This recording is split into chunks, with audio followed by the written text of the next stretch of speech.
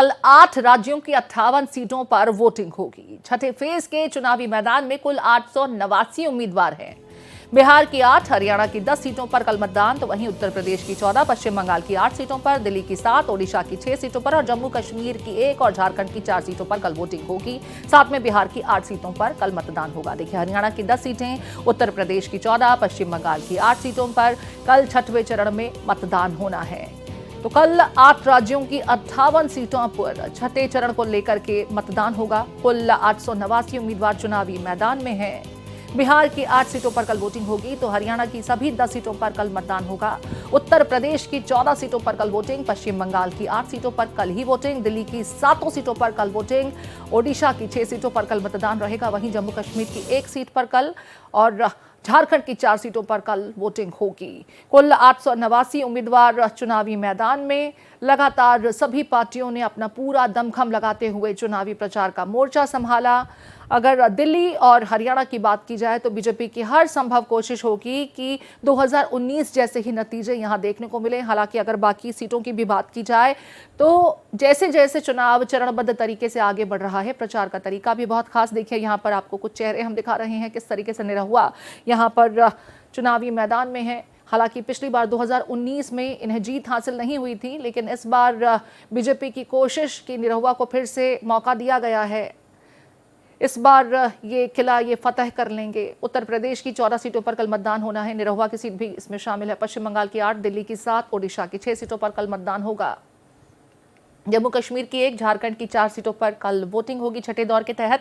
बिहार की 8 सीटों पर भी कल मतदान होगा। कुल यहां 86 उम्मीदवार मैदान में है। झारखंड की 4 सीटों के लिए 83 प्रत्याशी चुनावी मैदान में है। दिल्ली की 7 सीटों के लिए देखिए 162 उम्मीदवार चुनावी मैदान में है। दिल्ली की दिमाग में इस बार क्या है, आम आदमी पार्टी या फिर बीजेपी? आम आदमी पार्टी हम इसलिए कह रहे हैं क्योंकि कांग्रेस उनके साथ अब गठबंधन में है, तो गठबंधन का कोई चेहरा दिल्ली की जनता को भा रहा है क्या, या बीजेपी को एक बार फिर दिल्ली 7 सीटों पर जीत देगी, ये देखना अहम होगा। कल दिल्ली की 7 सीटों पर वोटिंग होनी है। दिल्ली में मोदी को 7 सीटें जाएंगी या फिर झाड़ू और हाथ दिल्ली में कुछ स्वीप करती नजर आएगी, ये देखना अहम रहेगा। हालांकि दिल्ली के अगर मुद्दों की बात की जाए तो केजरीवाल की जमानत के बाद जिस तरीके से आम आदमी पार्टी की इंटरनल लड़ाई देखने को मिली, अब दिल्ली की जनता जो है शायद पशुपेश में है कि वोट किसके खाते में डालें। खैर, अगर बात की जाए छठे चरण को लेकर के तो अब तक जितने मतदान हुए हैं, लोग ये मान रहे हैं कि मोदी को 310 सीटें अब तक जा चुकी हैं और 115 में 90 बस क्या, ये देखना होगा। जो बची हुई सीटें हैं इसको लेकर के जैसे जैसे तापमान बढ़ता जा रहा है वैसे वैसे राजनीतिक सरगर्मियां भी तेज होती जा रही हैं। चुनावी हमने प्रहार भी एक दूसरी पार्टी पर देखा। चुनाव आयोग ने इस बीच सबको चेताया भी कि धर्म के आधार पर, भाषा के आधार पर, क्षेत्र के आधार पर और इस तरह के जो व्यक्तिगत टिप्पणियां होती हैं इसे करने से बचे। साथ में ही अगर इंडिया गठबंधन के खेमे की भी बात की जाए तो उन्हें भी चेताया कि कम से कम देश की सहिष्णुता और सेना को लेकर के उनकी आप जिस तरह से पर्सनल टिप्पणी करके उनको कहीं ना कहीं डिमोरल करने का काम करते हैं, ऐसे प्रचार के तरीकों को ना अख्तियार करें। लगातार हम आपको छठे दौर को लेकर के तमाम स्थितियां भी समझा रहे हैं। झारखंड की 4 सीटों पर कल वोटिंग होगी, जम्मू कश्मीर की 1 सीट इसमें शामिल है। बिहार की 8 सीटों के लिए कुल 86 उम्मीदवार चुनावी मैदान में हैं, तो झारखंड की 4 सीटों के लिए 93 प्रत्याशी चुनावी मैदान में कल ताल ठोकते नजर आएंगे। इनको लेकर कल ईवीएम में किस्मत कैद हो जाएगी, जनता वोट इनके संदर्भ में डालेगी। ओडिशा की 6 सीटों के लिए 84 उम्मीदवार चुनावी मैदान में हैं।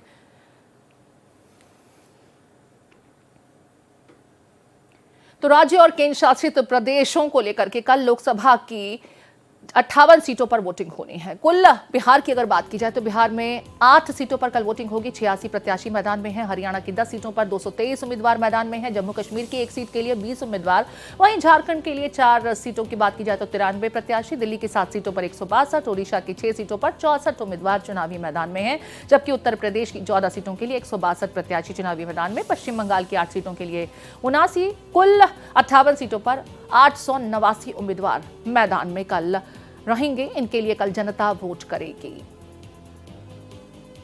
अब आपको देखिए राज्यवार बताते हैं। 8 राज्यों की कल 58 सीटों पर वोटिंग होनी है। उत्तर प्रदेश की 14 सीटें रहेंगी जिसमें छठे चरण को लेकर मतदान होगा। हरियाणा की 10 सीटों पर कल ही वोट डाले जाएंगे। बिहार की 8 सीट पर कल जनता अपना मताधिकार का प्रयोग करेगी, तो पश्चिम बंगाल की भी 8 सीटों पर कल जनता वोट डालेगी। दिल्ली की 7 सीटों पर कल एक ही दिन में वोटिंग होगी। वहीं ओडिशा में देखिए 6 सीटों पर कल वोट होगा।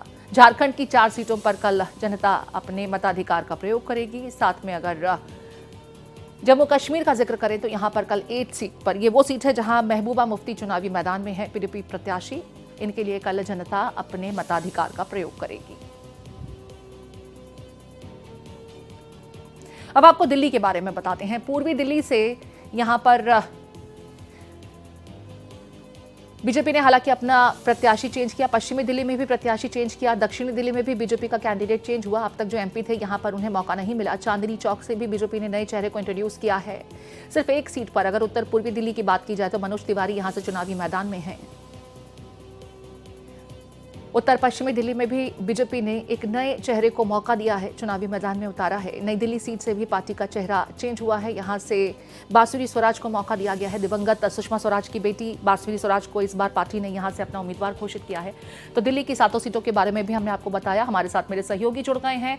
प्रशांत त्यागी मेरे सहयोगी दिल्ली से हैं, आशुतोष कुमार मेरे साथ पटना से जुड़े हैं। प्रशांत, पहले आपका रुख करते हुए दिल्ली का हम जिक्र कर रहे थे। दिल्ली की अगर 7 सीटों का जिक्र करें तो यहां पर मनोज तिवारी को लेकर के पार्टी ने एक बार फिर भरोसा जताया, लेकिन बाकी 6 कैंडिडेट्स को बदल दिया।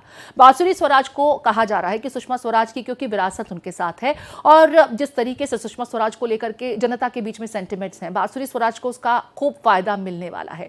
लेकिन ये रण इतना आसान नहीं है, क्योंकि जनता के मन में क्या है ये जनता बेहतर जानती है। और दिल्ली की जनता आम आदमी पार्टी और बीजेपी के बीच में पशोपेश में रहती है। फिलहाल दिल्ली की जनता के सामने जो स्थितियां हैं और हालिया जो डेवलपमेंट हुए हैं, आप किसका पलड़ा ज्यादा भारी पाते हैं? जी बिल्कुल, देखिए प्रीति, बीजेपी ने एक बड़ा एक्सपेरिमेंट यहाँ पर किया है और 2014 और 2019 में जो उनके उम्मीदवार थे, 2024 में 7 सीटों में से 6 उम्मीदवारों को बदल दिया गया, जिसमें से मीनाक्षी लेखी का टिकट काटा गया नई दिल्ली से, उनकी जगह बांसुरी स्वराज को टिकट दिया गया। तो महिला कार्ड की जरूर खेला गया है। तो वहीं इंडिया अलायंस का जो गठबंधन है उसमें 4 सीटों पर आम आदमी पार्टी चुनाव लड़ रही है और 3 सीटों पर कांग्रेस पार्टी लड़ रही है। गठबंधन किया गया है कि जिससे वोट ट्रांसफर हो। प्रीति, बात समझने की ये होगी कि 2014 और 19 में जो मार्जिन हुआ करता था बीजेपी का, जिस मार्जिन से वो जीती थी, उस आंकड़े के पास कैसे पहुंचा जाए, ये एक बड़ी चुनौती इंडिया अलायंस गठबंधन के पास है। क्योंकि अगर आप आंकड़े उठा के देखें चाहे 2019 के, तो उसमें दोनों का वोट शेयर जो था उसको मिलाकर भी करीबन 14 से 15% जो वोट शेयर बीजेपी का है उसमें बढ़ोतरी है। यानी कि दोनों का वोट शेयर मिला के भी 2019 में कोई भी उम्मीदवार नहीं जीत पा रहा था। तो ऐसे में वोट कितना ट्रांसफर होगा ये देखने की बात होगी कि चाहे कि जो आम आदमी पार्टी का जो वोट है वो कांग्रेस को कितना मिलता है और कांग्रेस पार्टी का वोट आम आदमी पार्टी के उम्मीदवारों को कितना मिलता है।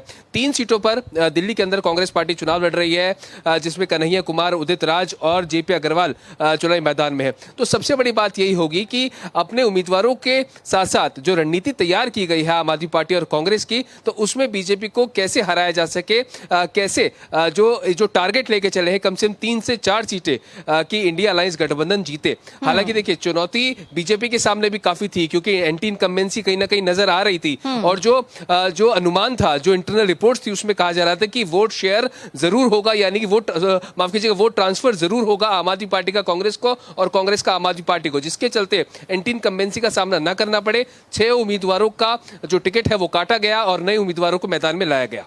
ठीक है, यहां पर आम आदमी पार्टी और कांग्रेस तो एकजुट हो गए, लेकिन हालिया दिनों में जो आम आदमी पार्टी की इंटरनल कॉन्फ्लिक्ट है उसका असर क्या दिल्ली की जनता के मन पर कोई छाप छोड़ पाया है? बीजेपी को इसका फायदा मिलेगा क्या? हालांकि बीजेपी ने इसको भरसक बुनाने की कोशिश की है और जिस तरीके से विपक्षी खेमे की बात की जाए तो उनके प्रचार में उतना दम दिखाई नहीं दिया। पहले दावा यह किया गया कि केजरीवाल सलाखों के पीछे हैं, प्रचार हो नहीं पा रहा, लेकिन केजरीवाल के बाहर आते ही जो इंटरनल कॉन्फ्लिक्ट और रिफ्ट था वो सबने देखा। उसके बाद से एक संशय जो है दिल्ली की जनता के मन में छा गया। आप क्या इसको वाकई में वोटों में भी तब्दील होता हुआ देखते हैं? वोटों पर इसका असर पड़ेगा क्या? प्रीति, आपकी इस बात से मैं बिल्कुल एग्री करता हूं कि एक अनुमान ऐसा लगाया जा रहा था कि जब अंतरिम जमानत पर अरविंद केजरीवाल बाहर आएंगे तो एक बड़ा बूस्ट यहां पर कार्यकर्ताओं में और दिल्ली की जनता में देखने को मिलेगा, जो कि इतना बड़ा बूस्ट देखने को नहीं मिला। चाहे उनकी रिहाई की बात करें, चाहे जब उनके रोड शो हुए उसकी बात करें, एक नॉर्मल तरह से एक कह सकते हैं मोमेंटो नहीं बन पाया कि अरविंद केजरीवाल अंतरिम जमानत पर बाहर आए हैं। उनको शराब घोटाले में जैसे वो लगातार कहते रहे कि मैं निर्दोष हूं, मुझे जानबूझ के फंसाया गया है, तो एक मोमेंटो उस पर नहीं देखा गया। हालांकि कोशिश काफी की गई और अब जो ये इंसिडेंट स्वाति मालीवाल वाला हुआ है उसमें कहीं ना कहीं बीजेपी ने इस मुद्दे को बड़ा बनाया है और एंटी वुमेन कहीं ना कहीं एक छवि जो है कि महिला के साथ जो दुर्व्यवहार हुआ है उसको लेकर कहीं ना कहीं एक मामला जो है जरूर फंसता नजर आएगा और दिल्ली के वोटरों की जो खासी ये एक तरह से नियत रही है या फिर कहें कि जो जिस चीजों को ध्यान में रखते हुए वोट करते हैं तो उसमें कहीं ना कहीं ये इफेक्ट जरूर डालेगा। ठीक है, मैं आशुतोष का रुख कर रही हूँ, पटना से मेरे साथ लाइव जुड़े हुए हैं। आशुतोष, बिहार में हमने सभी चरणों में देखा कि मतदाता जागरूक मतदाता तो कतई नहीं है। ज्यादातर मतदाता अपने घरों से बाहर तक नहीं निकलने की कोशिश कर रहे। गर्मी प्रचंड, उस पर जिस तरीके से बिहार में राजनीतिक तब्दीलियां हो रही हैं, गतिविधियां देखने को मिल रही हैं, पिछली बार तो हमने हिंसा तक देख ली सारण में, इसका असर छठे चरण के मतदान पर भी पड़ेगा क्या? इलेक्शन कमीशन के सामने बड़ी चुनौती है और छठे चरण के तहत जो प्रमुख कैंडिडेट्स हैं उन पर भी जरा मैं चाहूंगी आप प्रकाश डालें।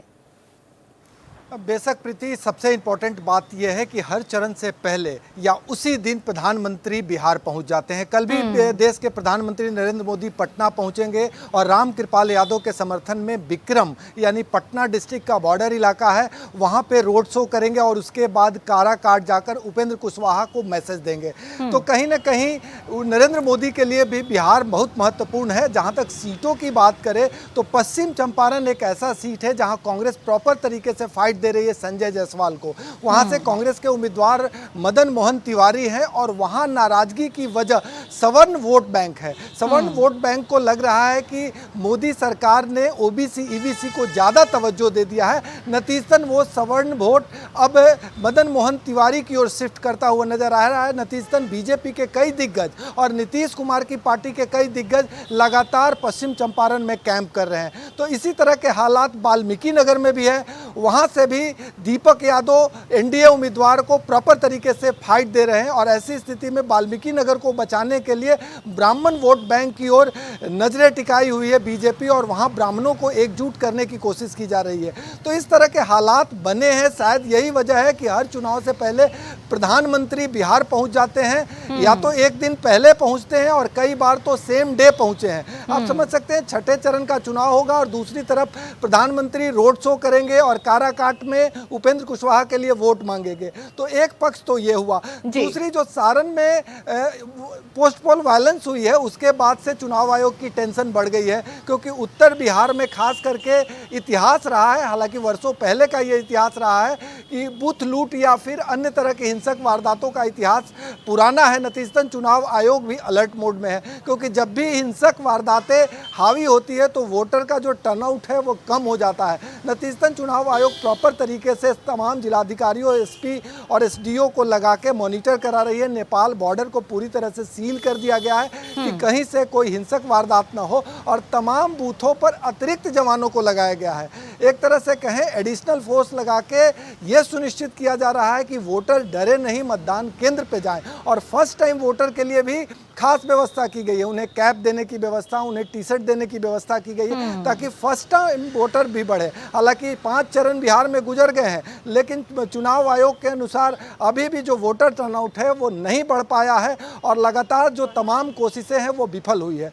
तो निश्चित रूप से चौतरफा दबाव है, चाहे वो चुनाव आयोग हो या तमाम पार्टियां हो या प्रधानमंत्री नरेंद्र मोदी हो, क्योंकि इस बार जो देखने को मिल रहा है कि कहीं ना कहीं वैसे सवर्ण मतदाता अपने को ठगे महसूस कर रहे हैं जहां ओबीसी ईबीसी को ज्यादा तवज्जो दे दिया गया है। नतीजतन इसी की भरपाई के लिए प्रधानमंत्री ये कोशिश कर रहे हैं कि वो तमाम एकजुट वोट बीजेपी को प्राप्त हो और ऐसी स्थिति में उन्हें किसी तरह से मना लिया जाए। हालांकि सवर्ण मतदाता के सामने कोई विकल्प भी नहीं है, वो आरजेडी के वोट नहीं देंगे।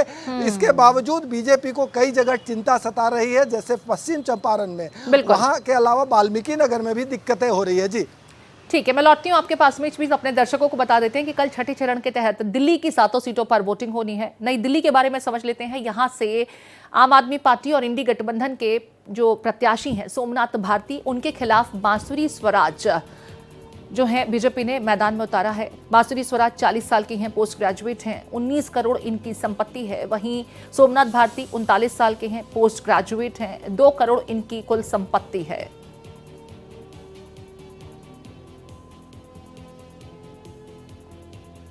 तो तो देखिए नई दिल्ली सीट पर कौन से कैंडिडेट्स चुनावी मैदान में हैं, ये हम आपको लगातार बता रहे हैं। नई दिल्ली से बांसुरी स्वराज और सोमनाथ भारती हैं, दोनों ही पेशे से लॉ किए हुए हैं, पेशे से वकील हैं। बांसुरी स्वराज जहां 40 साल की हैं, सोमनाथ भारती 39 साल के हैं, दोनों पोस्ट ग्रेजुएट हैं। अब दिल्ली की जनता को चुनना है कि इनमें से कौन सा कैंडिडेट वो संसद तक पहुंचाएं। अब बात कर लेते हैं दूसरी दिल्ली की, तो नॉर्थ दिल्ली का जिक्र कर लेते हैं। नॉर्थ ईस्ट दिल्ली में देखिए मनोज तिवारी को बीजेपी ने एक बार फिर मौका दिया है, लेकिन इंडी गठबंधन से कांग्रेस पार्टी के प्रत्याशी कन्हैया कुमार यहां पर मैदान में हैं। 53 साल के मनोज तिवारी का मुकाबला 37 साल के पोस्ट ग्रेजुएट कन्हैया कुमार के साथ में है। यहां कन्हैया कुमार की कुल संपत्ति जहां 10 लाख है, वहीं मनोज तिवारी की संपत्ति 32 करोड़ है। सुल्तानपुर यूपी में भी कल 6वें चरण के तहत मतदान होना है। यहां से बीजेपी के टिकट पर एक बार फिर मेनका गांधी हैं, इनके मुकाबले रामभुआल निषाद जो हैं वो चुनावी मैदान में हैं। 67 साल की मेनका गांधी का मुकाबला 64 साल के रामभुआल के साथ में है। आपको बता दें मेनका गांधी की कुल संपत्ति 7 करोड़ उन्होंने डिक्लेयर की है, तो वहीं रामभुआल निषाद की कुल संपत्ति 3 करोड़ बताई गई है। आजमगढ़ का जिक्र कर लेते हैं। आजमगढ़ में देखिए मुकाबला खासा दिलचस्प है। यहां से बीजेपी ने निरहुआ के खिलाफ धर्मेंद्र यादव यहां पर मैदान में है। दिनेश लाल यादव उर्फ निरहुआ के मुकाबले धर्मेंद्र यादव चुनावी मैदान में। 45 साल इनकी उम्र है, वहीं धर्मेंद्र यादव की उम्र भी 45 साल है। एक की अगर शिक्षा की बात की जाए तो 12वीं तक इन्होंने अपनी शिक्षा हासिल की है, वहीं धर्मेंद्र यादव पोस्ट ग्रेजुएट हैं। निरहुआ की कुल संपत्ति 9 करोड़ है, जबकि धर्मेंद्र यादव की कुल संपत्ति 13 करोड़ है। डुमरियागंज का जिक्र कर लेते हैं। यहां से जगदंबिका पाल के खिलाफ भीष्म शंकर का मुकाबला आपको देखने को मिलेगा। जगदंबिका पाल 74 साल इनकी उम्र, वहीं 59 साल के हैं भीष्म शंकर। एक पोस्ट ग्रेजुएट हैं, दूसरे इंटरमीडिएट हैं शिक्षा के हिसाब से। जगदंबिका पाल की कुल संपत्ति 19 करोड़ है, जबकि भीष्म शंकर ने 30 करोड़ अपनी संपत्ति चुनाव आयोग को डिक्लेयर की है। कुरुक्षेत्र का जिक्र कर लेते हैं। यहां से देखिए नवीन जिंदल के खिलाफ डॉक्टर सुशील गुप्ता मैदान में है। 54 साल के नवीन जिंदल के मुकाबले 63 साल के डॉक्टर सुशील गुप्ता मैदान में हैं। एक MBA एजुकेशन हासिल किए हुए हैं, तो दूसरे लॉ ग्रेजुएट हैं। एक की कुल संपत्ति 1241 करोड़ है, तो वहीं 169 करोड़ के साथ में डॉक्टर सुशील गुप्ता चुनावी मैदान में है। चुनाव आयोग को जो इन दोनों की तरफ से डिक्लेरेशन जारी किए गए हैं वो हम आपको बता रहे हैं। अब गुरुग्राम का जिक्र कर लेते हैं। गुरुग्राम से बीजेपी ने राव इंद्रजीत सिंह पर एक बार फिर भरोसा जताया है, जबकि इनके मुकाबले चुनावी मैदान में कांग्रेस पार्टी से राज बब्बर हैं जो इन्हें टक्कर दे रहे हैं। 74 साल के राव इंद्रजीत सिंह पर बीजेपी ने एक बार फिर भरोसा जताया। वहीं 71 साल के राज बब्बर कांग्रेस पार्टी के टिकट पर चुनावी मैदान में हैं। एक लॉ ग्रेजुएट हैं, तो दूसरे ग्रेजुएट हैं। एक अभिनेता हैं और दूसरे तो हम जानते ही हैं किस तरीके से केंद्र सरकार में मंत्री हैं। 121 करोड़ राव इंद्रजीत सिंह की संपत्ति, वहीं 29 करोड़ राज बब्बर ने अपनी संपत्ति चुनाव आयोग को डिक्लेयर की है। पुरी का जिक्र कर लेते हैं। पुरी से यहां पर संबित पात्रा बीजेपी के टिकट पर चुनावी मैदान में है, तो वहीं 68 साल के अरूप मोहन पटनायक हैं उनके मुकाबले। संबित पात्रा MBBS हैं, वहीं अरूप मोहन पटनायक लॉ ग्रेजुएट हैं। संबित पात्रा की कुल संपत्ति 1 करोड़ डिक्लेयर की गई है, वहीं अरूप मोहन पटनायक की कुल संपत्ति 22 करोड़ बताई गई है। ओडिशा से हम दोनों दिग्गजों के बारे में आपको बता रहे हैं।